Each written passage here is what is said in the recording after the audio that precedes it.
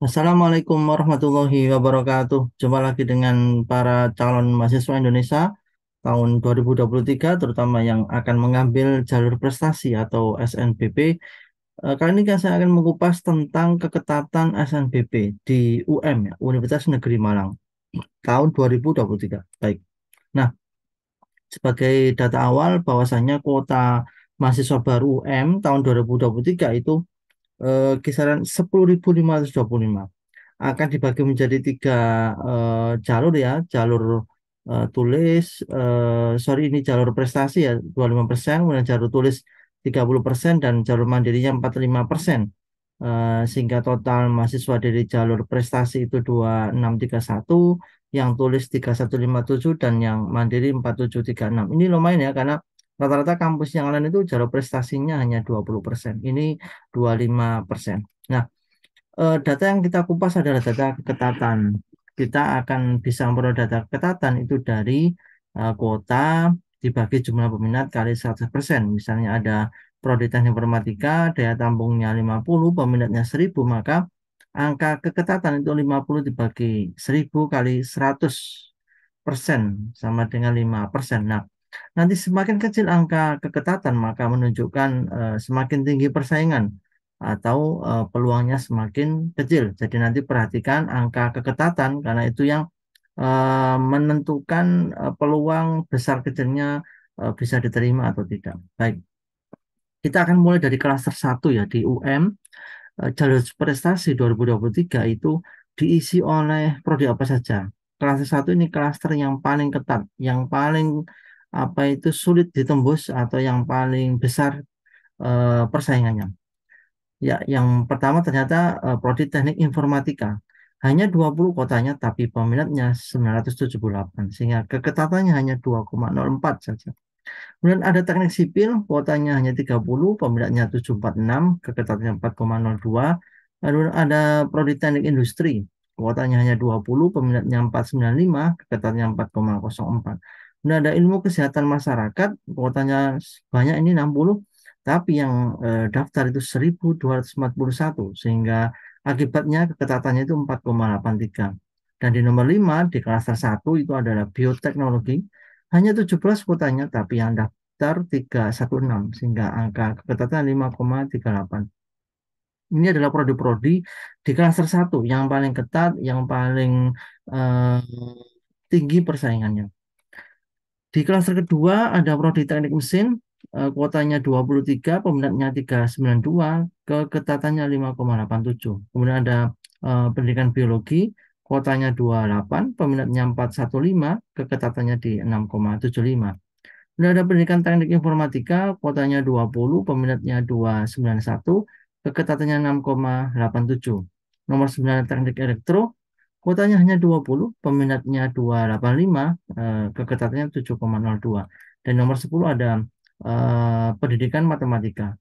Kuotanya lumayan 48, peminatnya 608, sehingga keketatannya 7,89.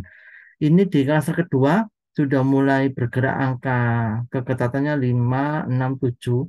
Ini menunjukkan tingkat peluangnya semakin ke bawah, semakin tinggi dengan tingginya angka keketatan. Masuk di klaster ketiga, ada prodi apakah? Ya, biologi murni.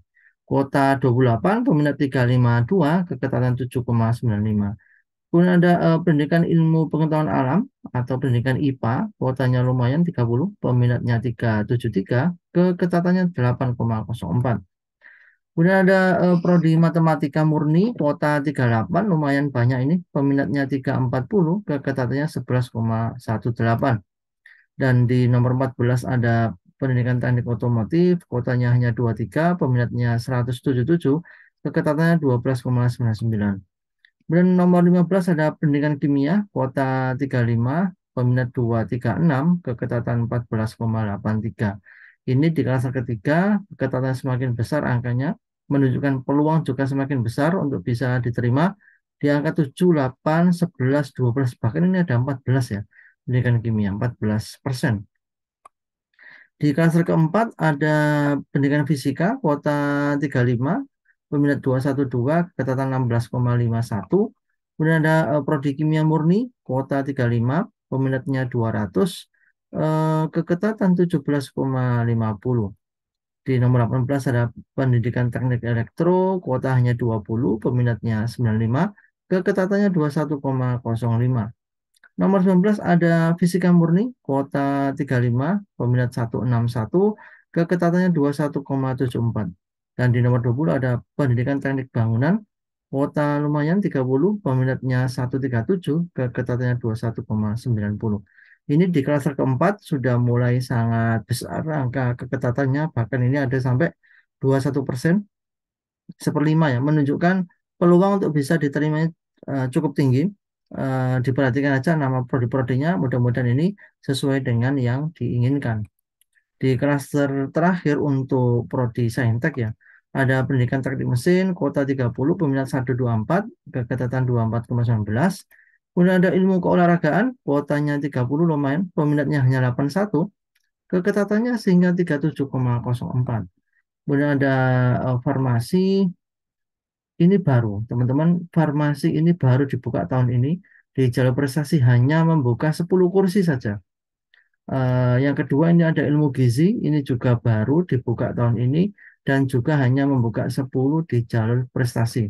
Tentunya ini bisa jadi nanti menjadi prodi yang paling banyak dipilih ya, karena farmasi dan gizi ini termasuk prodi-prodi yang paling banyak peminat di kampus-kampus yang sudah lama, dan ini di UM baru dimunculkan tahun ini, tapi hati-hati kuotanya hanya 10. Jadi memang betul-betul akan sangat ketat persaingannya jika memang peminatnya banyak. Untuk itu ini bisa dijadikan alternatif, tapi alternatif yang mungkin juga apa itu pilihan yang sangat sulit karena memang kuotanya hanya 10. Baik, mungkin itu sementara yang bisa saya kupas dari keketatan di Universitas Negeri Malang jalur prestasi. Berikutnya kita akan menyimak video tentang strategi pilihan prodi, lintas jurusan, lintas wilayah. Untuk itu, ikuti video berikutnya. Tetap semangat. Assalamualaikum warahmatullahi wabarakatuh.